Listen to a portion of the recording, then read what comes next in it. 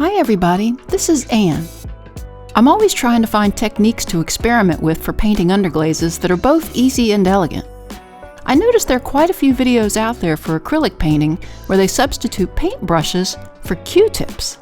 I was skeptical, but when I broke out my Q-tips, I found several techniques using those absorbent little cotton buds that were really easy and exciting.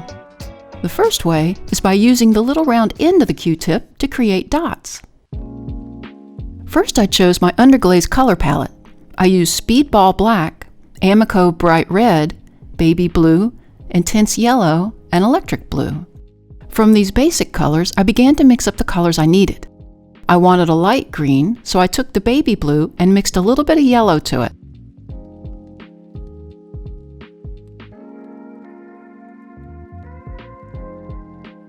For a darker green, I pulled out a little bit of the yellow and mixed just a little electric blue to it.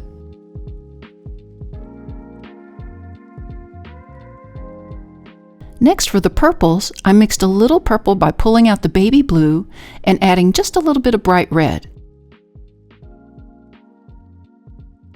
For the darker purple, I started with the bright red and added just a little electric blue to it, and I mixed them all thoroughly.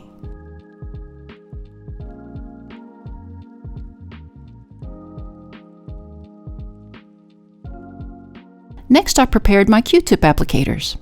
I thought it'd be easiest to lay tape on the table. It wasn't quite as easy as I thought, but I figured it out. I just used the Q-tips that I had on hand.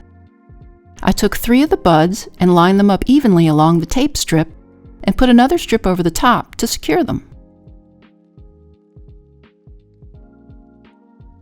I took another bunch of 5 buds and bunched them up. I taped them in the center.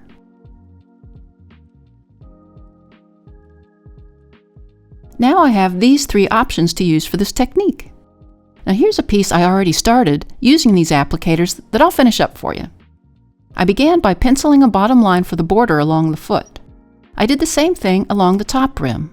Using the cluster of buds, I dipped it lightly in the yellow and began to dab it onto the bottom section of the piece. If the underglaze blobs together, dab off the excess underglaze and go again. If you hold it at different angles, you can control the angles and the sizes of the dots, and turning the buds slightly as you go will give you different patterns and more variety.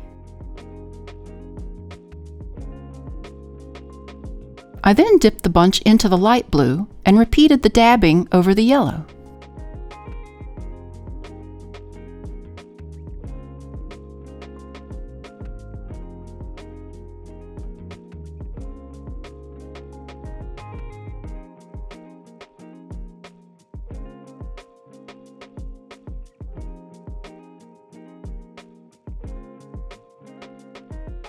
I did the same with the light green, and don't be afraid to overlap the colors.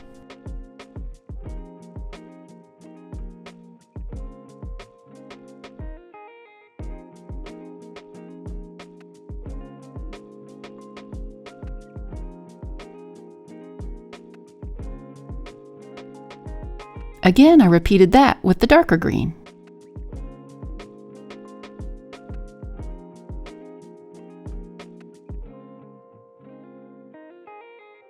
Finally, I added a few dots of the electric blue.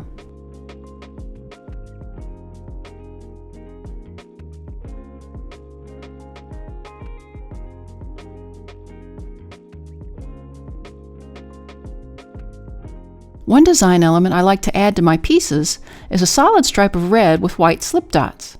As this technique was all about the dots, that design element was perfect on this piece, so I penciled that in above the Q-tip dots. Now I'll show you how I created the tall lavender flowers. I used the 3 bud strip for this and dipped it into the light purple. Holding the tips vertically to the surface, I applied strips of dots in 2 rows like this.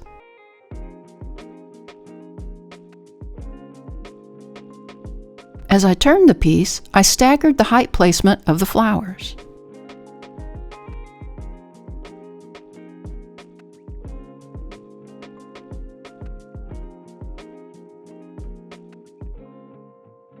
I then dipped the applicator in the dark purple and did the same thing over top of the lighter dots.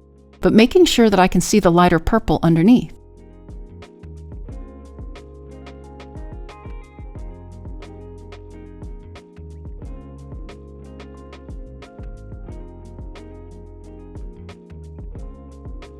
I then switched to a single bud applicator to apply a bit of the darker blue on top.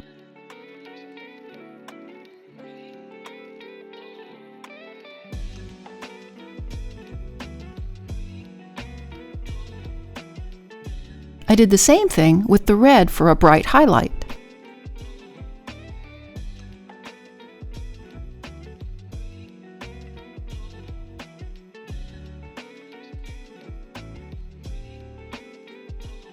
In between the lavender, I added little yellow and red flowers. Using one bud dipped in red, I applied one dot at different heights between each lavender. I used a separate bud and dipped it in the yellow. I then applied little dots for petals under the red centers.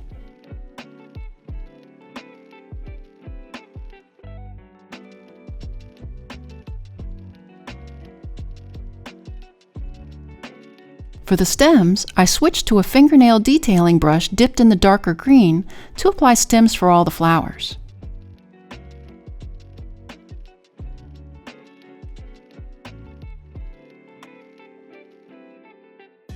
I used that same brush to finish off the lines around the rim and the foot. I then painted the solid line of red and finished it off with the white slip dots. Notice that I'm painting around all the dots in the foreground to give it perspective.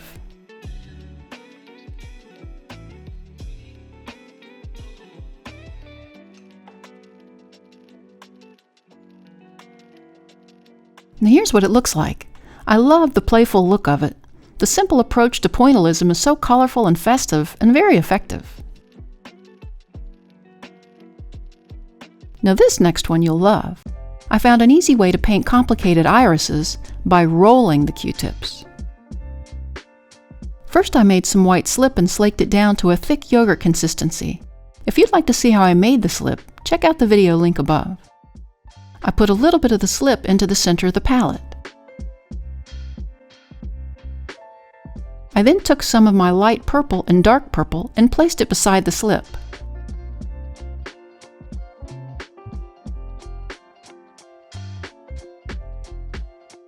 I twirled one of the buds into the slip, and then twirled it right into the light purple so that I had them not really mixed, but just swirled together. I started in the center of the piece and rolled the bud downward like this. I did 2 more rolls downward right next to it. I reloaded the bud and added several more rolls to it.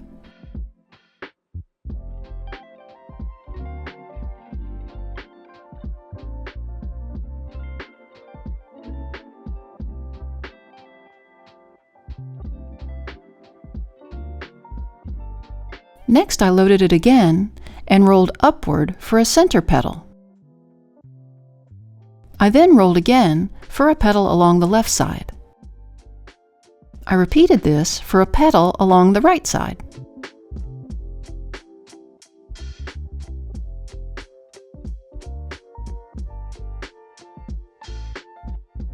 Next, I created a long petal along the left side, and then again for the long petal along the right side.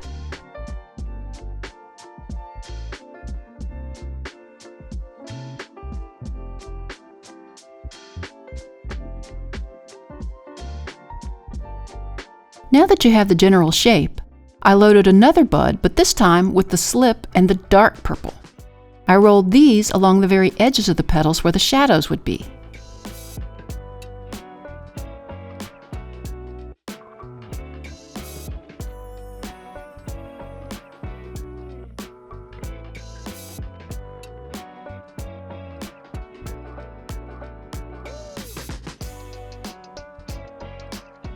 I decided not to add too many details to the iris. I kind of like that impressionistic look of it.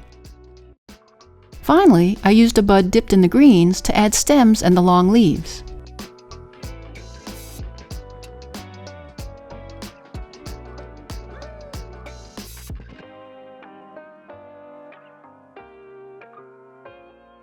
I added little bits of yellow towards the top of the leaves and to the iris centers too.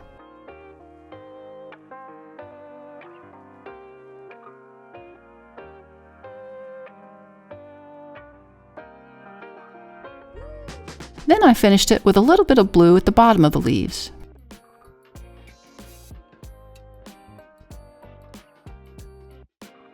Again, I finished off the pot by adding the fine lines along the rim and the foot borders, and added a couple more irises to it for this lovely look.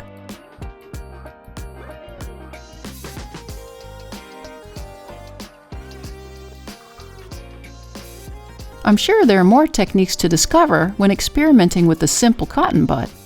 I challenge you to experiment with them for your underglaze decorations.